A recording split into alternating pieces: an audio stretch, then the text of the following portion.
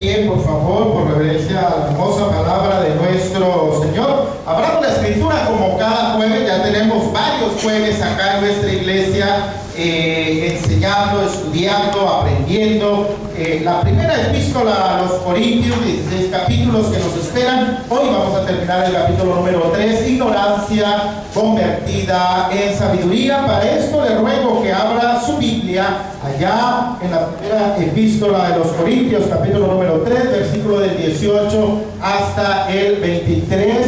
Le mandamos un saludo a nuestro hermano Ulises, que ya está situado con su plaza allá en Zacatecas.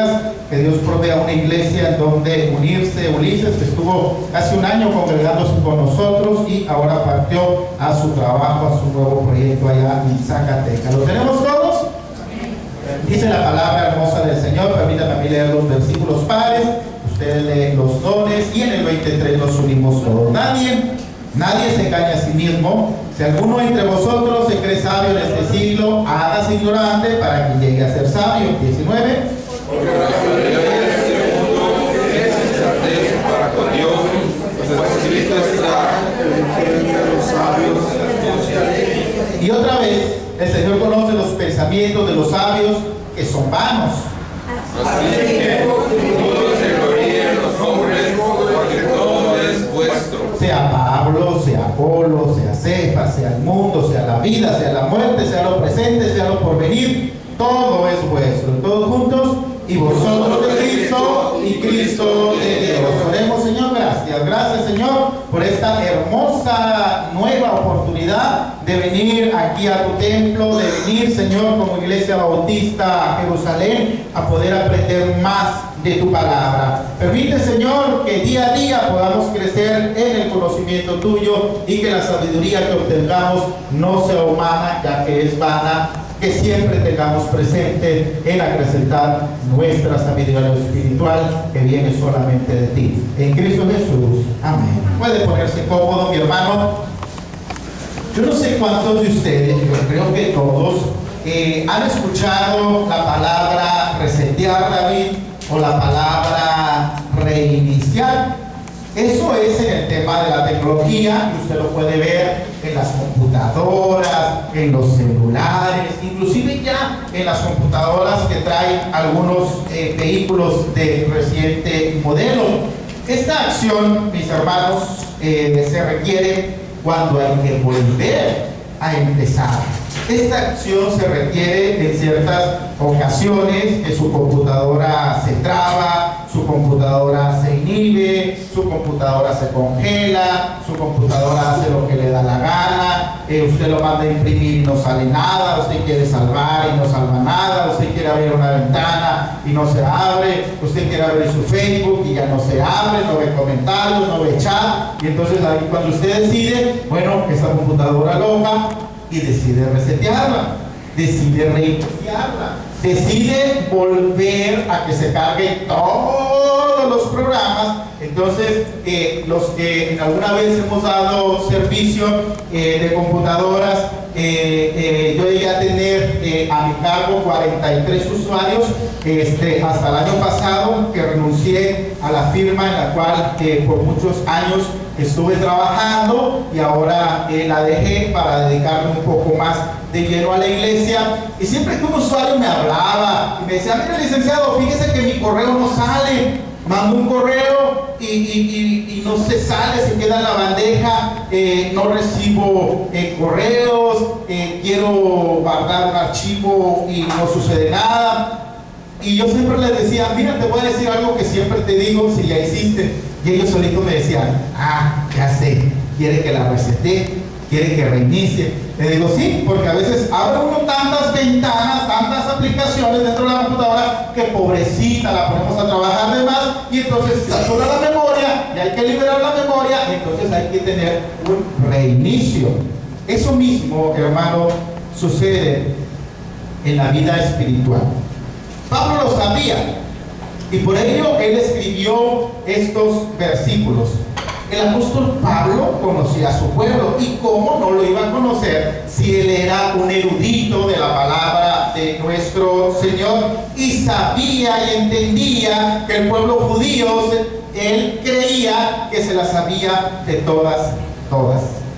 Pero llega un momento acá en la vida de la iglesia en Corinto, que Pablo tiene en su corazón escribirles estas líneas, sobre todo el versículo número 18, y le dice: mira, el que quiera ser sabio, primero tiene que ser ignorante. Claro, las personas de aquel momento no estaban de acuerdo con él, porque decían: Pablo, pero ¿cómo vas a creer? Tú sabes, tú y yo íbamos a la sinagoga, tú y yo leímos, estudiamos, inclusive enseñábamos el Pentateuco. ¿Cómo es que ahora tú nos dices que todo eso se olvide? Y Pablo le decía: no te estoy diciendo eso. Lo que te estoy diciendo es que tienes que reiniciar, es que tienes que reencontrar la sabiduría que viene de Dios. Es lo mismo que ocurre acá en nuestra iglesia. ¿Por qué, pastor? Bueno, porque muchos de nosotros ya traíamos ciertas vidas, ciertas circunstancias, ciertos kilómetros recorridos para cuando llegamos a los pies de Cristo. Pero háganme un favor, cuando usted venga a la iglesia, deshágase de todo lo que le contaron de Dios. Ya no piense más en eso y venga a la fuente, que es las Sagradas Escrituras, y lea lo que Dios quiere para su vida. Es decir, reinicie, es decir, renazca, es decir, ya no piense en lo que la gente le decía. Pastor, a usted que le decía: bueno, yo le he dicho a usted que yo era muy católico, yo llegué a estar atrás del sacerdote, yo tocaba la campanita, yo estaba a cargo de las hostias, que de paso me las comía, ¿verdad? Que sabían muy rico, así como a panecito, total.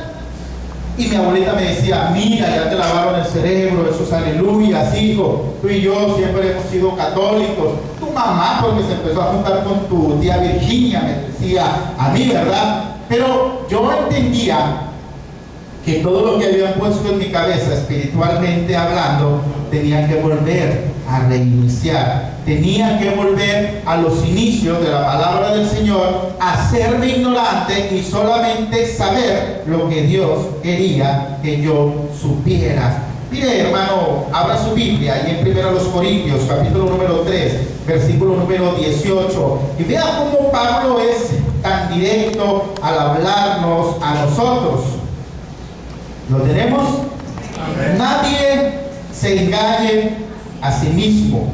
Yo le he compartido en otros mensajes que el más fácil de engañarse es uno a uno mismo.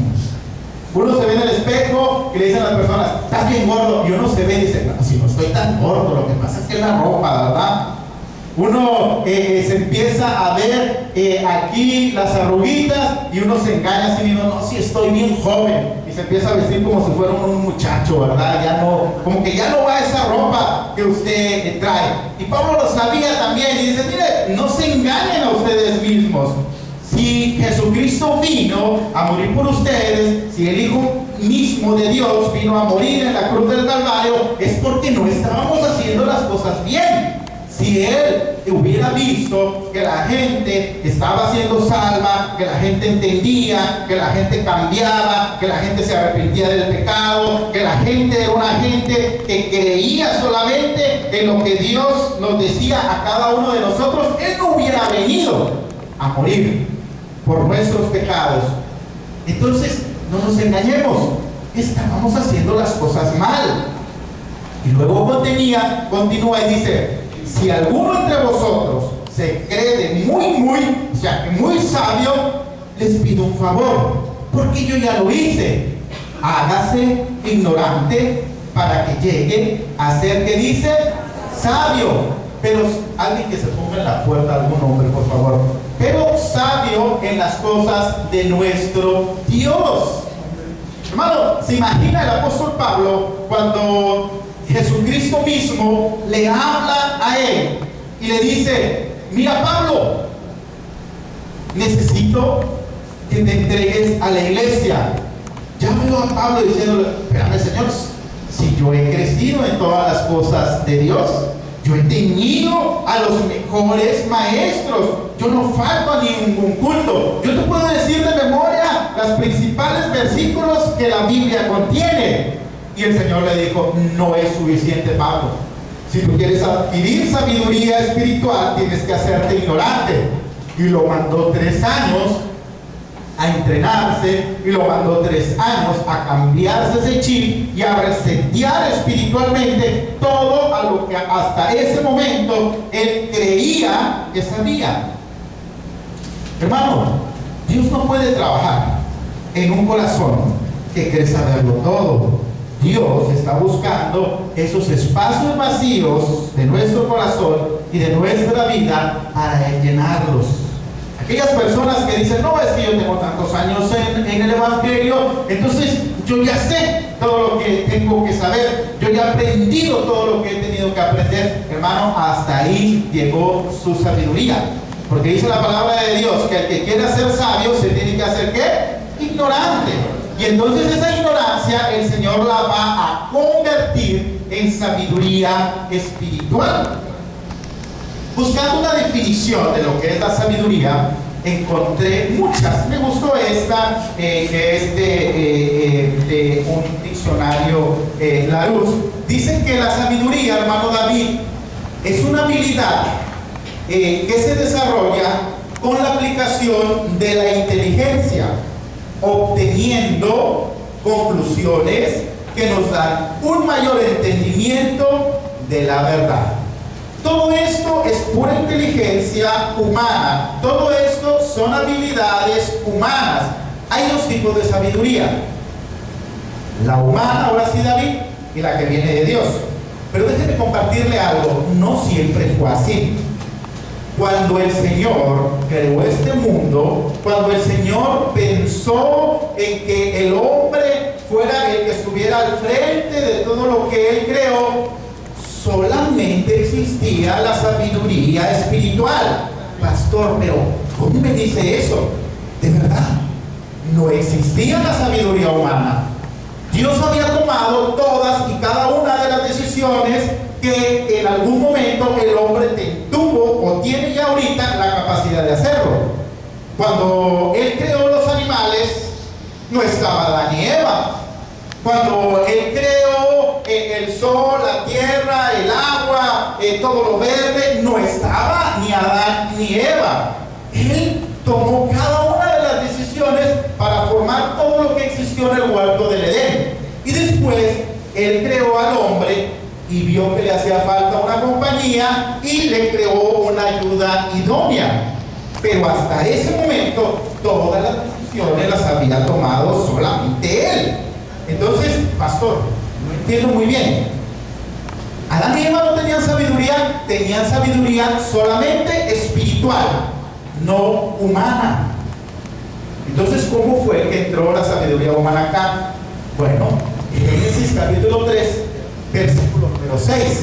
Ahí nosotros vamos a encontrar de qué manera entró la sabiduría al mundo y qué tanto nos ha afectado esa sabiduría, que hasta este momento, si no hubiéramos recibido a Cristo en nuestros corazones, usted y yo hubiéramos sido condenados por ese pecado, por esa sabiduría humana que Eva, en su curiosidad, en su afán de aprender más cosas de lo debido, quiso ella obtener esa sabiduría. Génesis, capítulo número 3, versículo número 6, dice la palabra del Señor. Dígame un amén cuando lo tenga. Y vio la mujer que el árbol era bueno para comer. Y entonces dijo, además de eso, que era agradable a los ojos. Y póngale mucha atención a lo siguiente, porque de ahí viene, dice, y árbol codiciable para alcanzar ¿qué? La sabiduría. De ese momento hacia atrás, sabiduría humana no había, pero ella empezó a codiciar en su corazón para alcanzar esa sabiduría, y tomó de su fruto, lo agarró entre sus manos, dice la palabra del Señor, lo sintió y después comió, y dio también a su marido Adán, el cual comió así como él.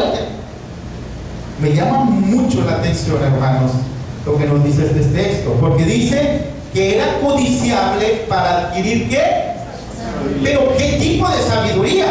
Porque si nosotros leyéramos todo el capítulo número 3 de Génesis, la sabiduría que ella quería adquirir no era espiritual, porque Dios les había dado toda la sabiduría necesaria para ellos vivir en todo lo que ellos creó. No necesitaban más, pero como siempre está el enemigo creando nuevas herramientas, nuevas estrategias para que usted se salga de control espiritual y que usted pueda llegar a pecar. Entonces Eva dijo: no, si no me va a pasar nada, lo que pasa es que ahora me voy a hacer más sabionda, diría ella, ¿verdad?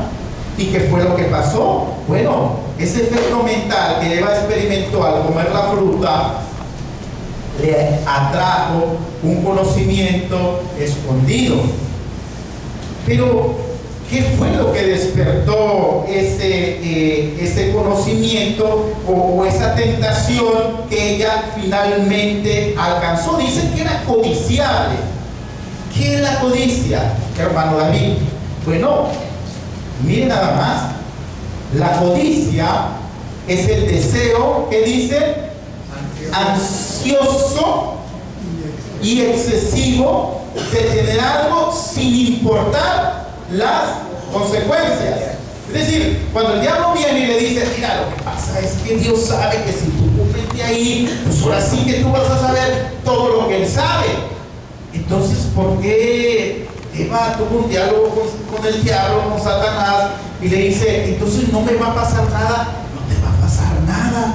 Entonces, en ese momento empieza ella a tener esa obsesión, a estar ansiosa, y siempre que pasaba por ese árbol y veía ese fruto, decía: yo me quiero comer eso. Así es lo mismo que pasa con nosotros, hermano. El diablo llega con usted y le dice: mira, nada te va a pasar si faltas a la iglesia, si te quedas viendo aquí la novela, no te va a pasar nada si agarras tu cama con ese agujero que ya tienes desde hace años porque no cambias colchón, no te va a pasar nada. Y entonces uno empieza a codiciar cosas que no son del agrado de Dios. Pastor, ¿qué tan mala es la codicia? Bueno, es uno de los llamados pecados capitales, que no lo hizo el pueblo cristiano, lo hizo un sacerdote ya como en el siglo IV, a la par de la lujuria, de la gula, de la codicia, de la pereza, de la ira, de la envidia, de la soberbia. ¿Por qué se le llaman pecados capitales? Bueno, hace un tiempo, cuando estábamos leyendo la epístola de los Romanos, habíamos nosotros aprendido que existían ciertos pecados que el pueblo de Dios le llamaba pecados veniales. ¿Qué quiere decir eso? Pues pecaditos que no te afectaban tanto, el desobedecer cierta orden que no repercutía en tu vida espiritual y que no iba a alterar el orden a grandes rasgos. Como cuando pasó un pecadito chiquito, como cuando tú vas a los tacos y te dice tu esposa: nomás 3 conejos porque ya estás bien gordo, pero tú le pones un 4. No va a pasar nada, solamente vas a pagar más y más grasa vas a tener ahí en la pancita. Pero esos pecados capitales de los que forman parte de la codicia son llamados así. ¿Por qué? Porque son pecados que te llevan a cometer otro pecado más grande. Un ejemplo, pastor, para que se me quede bien en mi cabecita. Bueno, ahí le va. Por ejemplo, un pecado fuerte que está dentro de los 10 mandamientos y que alteran el orden, no solamente de su vida, sino de otra persona, su familia y su entorno: un asesinato. ¿Cómo empieza un asesinato? La mayoría de las veces empieza con uno de los pecados capitales, que es la ira. Se le sube a uno el apellido, empieza a pensar uno fuera de órbita, está tan enojado, inclusive cuando le dicen al asesino: oye, ¿tú qué pensaste? Me salí de control. Estaba tan enojado que me llegó a hacer ese pecado que ahora por el cual tengo que pagar ante los hombres y ante Dios. ¿Qué fue lo que sucedió allá con Adán y Eva? Bueno, nos sirve también como modelo, hermanos, de la forma en la que el pecado entra a nosotros. Porque dice la palabra del Señor ahí en el versículo número 6 que era algo codiciable para ella.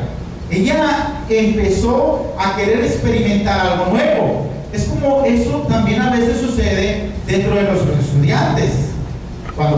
Cuando llega la edad en donde ellos empiezan a tener novia y no se pueden contener, los pastores, la Biblia, sus papás le dicen: mira, hijo, tienes que contenerte, tienes que tomar fuerza, tienes que tener control, porque entonces si tú llegas a tener un acto más de lo debido con tu novia, con tu novio, en esta época de estudiante, lo que va a pasar por querer experimentar, que entonces ahora, en lugar de aprender matemáticas, en lugar de aprender física, en lugar de aprender química, vas a tener que aprender a cambiar pañales, y entonces se te va a acabar tu carrera como estudiante.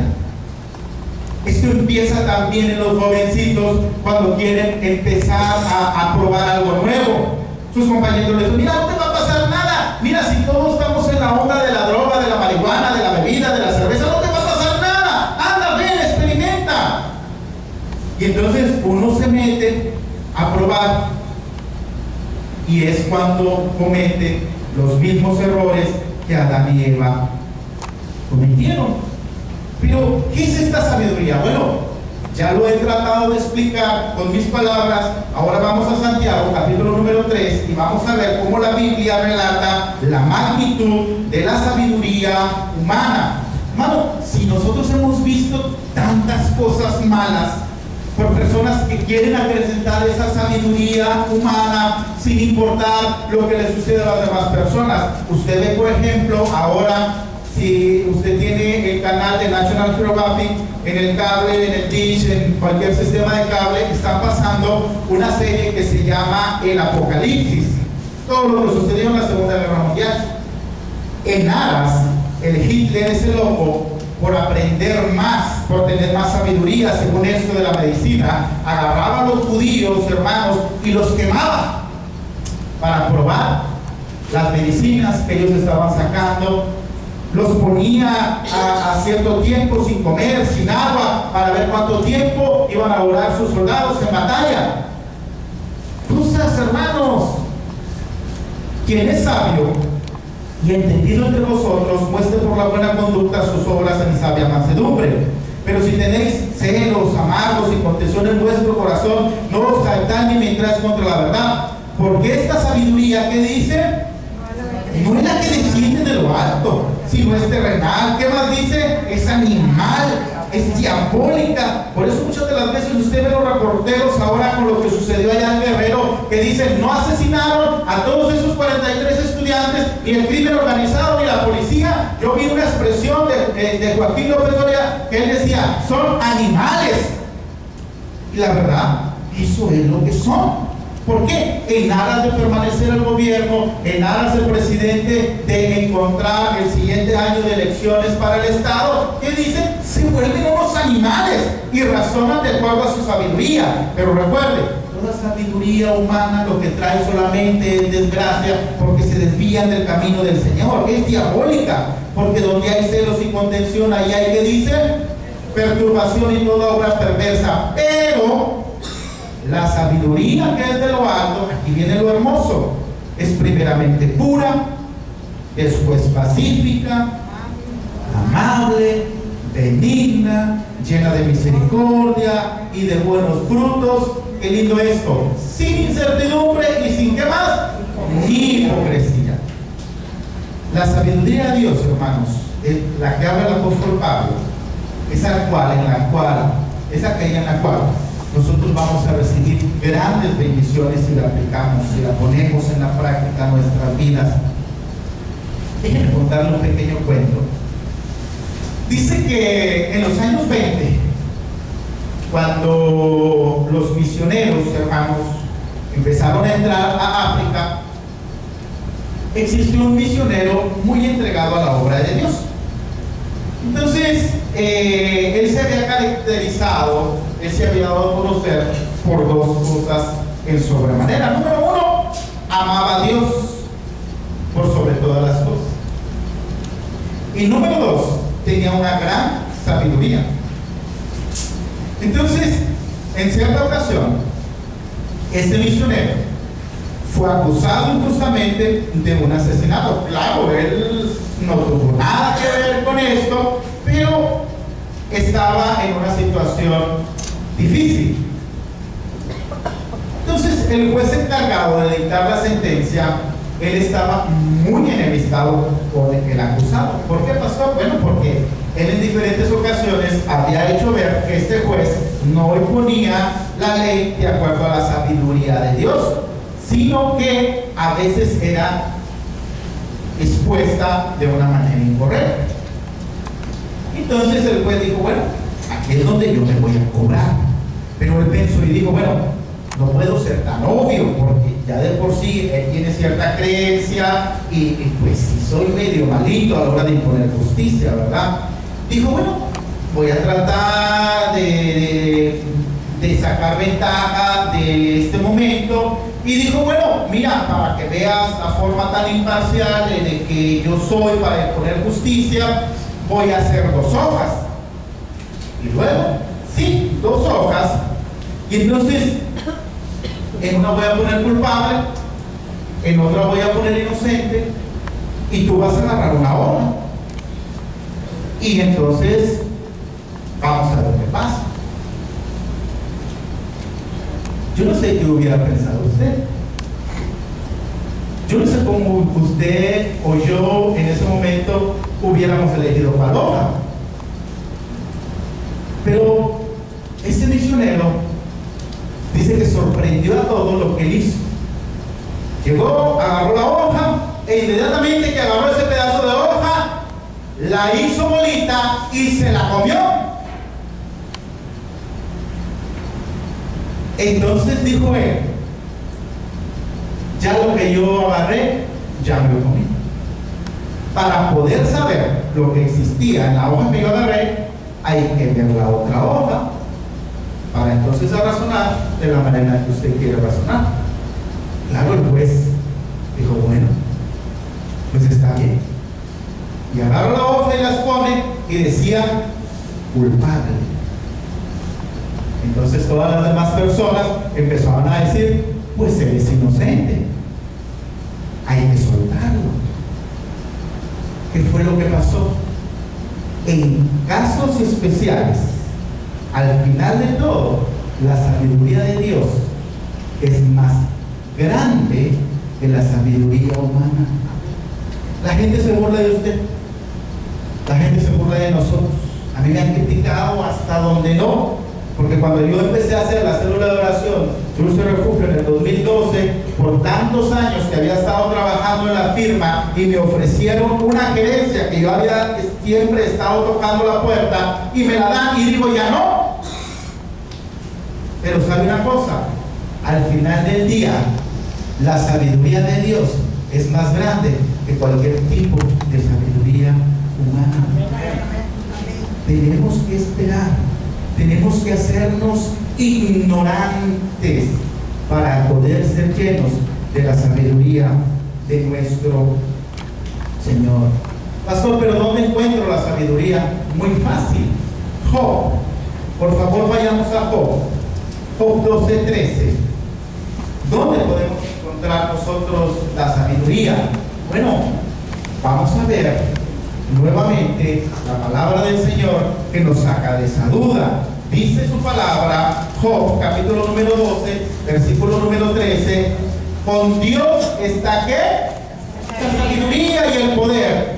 Suyo es el consejo y ¿qué más? Y la inteligencia. La gente del mundo decimos, no, es que métete a esta escuela. ¿Por qué? Porque mira, si te metes a la otra, puro burrito sale. Pero si te metes a esta, entonces dicen que los maestros son mejores. Está bien. Yo no le digo que no tengamos sabiduría acá en la iglesia. Si siempre le digo a nuestros estudiantes, papás, si no estás estudiando, estás perdiendo el tiempo. Tienes que ponerte a estudiar. Tienes que aprovechar tu juventud. Porque al final del tiempo, cuando llegue tu edad para ir a buscar trabajo, se te van a cerrar las oportunidades si tú no te pones a estudiar. Yo no estoy en contra de eso. Lo que le estoy diciendo es que primero tenemos que alimentarnos de la sabiduría de Dios y después, dice su palabra, todo lo demás vendrá por añadidura. Imagínense el año pasado, a estas alturas, cuando mis hijos estaban a punto de salir de la preparatoria y estaban en la encrucijada de que yo quiero estudiar esto, yo quiero estudiar lo otro, ¿qué voy a hacer? ¿Qué hace usted, pastor? Yo solamente los guiaba y les decía, guíate por tu corazón, guíate por tus habilidades, porque luego ahora somos bien materialistas, ¿no? Empezamos a entrar a internet a ver quién gana más lana. Entonces para ahí entro. Le digo, no, papá, así no es. Porque al final del tiempo, si lo haces por dinero, te vas a cansar. Pero cuando tú haces con gusto la profesión que tú elijas, te vas a llevar dos sorpresas hermosas. Una, vas a hacer lo que a ti más te gusta, y dos, te van a pagar por hacerlo. Imagínense el Chicharito, Rafa Márquez, todos esos futbolistas les pagan por hacer lo que más les gusta hacer. Y al cabo del tiempo, si lo hacen bien, hermanos, son millonarios. Nosotros no estamos en contra de eso. Y número 2, la sabiduría hay que adquirirla. Pastor, ¿no se hereda? No. ¿Sabía usted que cuando usted y yo hemos nacido, nuestros hijos nacen, el 50% de las habilidades, de la inteligencia, de los dones, de los talentos, nosotros se los heredamos? Es decir, si yo soy gordo, Lazarito y Ponchito no les gusta, pero van a ser gordos. Tienen el 50%, ya será de ellos si no quieren estarlo. ¿Qué es lo que pasa? Usted vea, cuando los padres son muy inteligentes, el niño sale inteligente. Ahora, cuando los papás son bien flojos, los niños también son bien flojos. Bueno, le digo algo, 50% todos sus genes usted los tiene. Y entonces usted con el otro 50 puede decidir si se queda aumentando ese 50 o decide, no, esto que me dio mi papá, esto está bien. Los ojos no los puede cambiar. El tono del cabello no, pero todo lo demás sí. Hay que adquirir la sabiduría. No es que mi papá todos los días iba a la iglesia y él sabe leer mucho la Biblia y él es un hombre bueno con su esposa. Pues sí, pero usted tiene que adquirirlo. Mire lo que dice la palabra del Señor en Proverbios 4, del 20 al 22, y con esto estamos terminando. Proverbios 4, del 20 al 22, y con esto estamos terminando. Sucede que eso también hay en las iglesias, hermanos. Yo he ido a muchas iglesias muy grandes y he tenido el privilegio de platicar con los pastores, de sentarme con ellos, y ellos me han dicho, pastor, no trate de copiar esta iglesia, porque esta iglesia es única. Yo no trato de copiar a mi pastor Carlos Navarro, quizá algunas cosas estarán por ahí, porque él fue mi mentor, porque él es mi pastor, porque él es mi amigo, pero yo sé que no va a ser en automático, es que yo voy a poner una iglesia porque vengo de la web y entonces la web se llena y el pastor es así, no, yo tengo que trabajar por hacer esta iglesia, que el Señor tenga bendición para con ella. La iglesia que nosotros vamos a poner el otro año o en el año que viene, quizá vaya a tener rasgos de Jerusalén, pero yo le voy a decir al pastor que vamos a poner ahí, no trate de copiar el modelo de la Jerusalén, usted póngase en contacto con Dios y adquiera esa sabiduría. Proverbios 4, del 20 al 22 dice, hijo mío, está atento a mis palabras, inclina tus oídos a mis razones, no se aparten de tus ojos, guárdalas en medio de tu corazón, porque son vida los que la hallan y medicina que dicen pasó. Pero ¿por qué Pablo empezó a decir que reseten, que reinicen, que olvídense de lo que sabían? Porque había, hermanos, confrontación entre ellos. Decía, no, yo como vengo de ser un judío y tú como eres un griego, entonces yo sé más que tú. Espérame, pero ¿por qué? Porque bueno, yo sé todo el Antiguo Testamento y tú no lo sabes. Yo estoy circuncidado y tú no lo estás. Ese es uno de los problemas. Y Pablo dijo, ¿saben qué? Tú griego hazte ignorante y tú judío hazte ignorante. Reseten y todos son hijos de Dios. No hay acepción de personas. En nuestra iglesia, hermano, que no haya divisiones. Gracias a Dios, a 3 años no hemos tenido ningún problema. Porque hemos sido bien enfáticos en esto. Si usted entra por esa puerta y viene a encontrar otra cosa que no sea Jesús, que no sea Dios, que no sea trabajo, se equivocó de puerta. Solamente trabajo va a encontrar en Jerusalén. Solamente sabiduría de Dios va a encontrar en Jerusalén. Y eso es lo que nos ha llevado a ser ignorantes, para que esa ignorancia el Señor la convierta en sabiduría de lo alto. Señor, gracias por estas palabras, Señor. Gracias por este mensaje que tú nos has regalado. Sigue bendiciendo a Jerusalén. Sigue, Señor, dando la sabiduría de lo alto, que podamos comprender que en esta iglesia tú eres el Rey, tú eres nuestro pastor, tú eres el jefe y dueño de nuestras vidas, y cada una de las cosas que tú has agregado solamente son para ti. La honra, la gloria y la adoración siempre será para ti, porque el mejor motivo para venir a la iglesia solamente eres tú, Señor Jesús. Amén. Vamos a ponernos de pie y vamos a despedirnos, hermanos, con esta linda alabanza.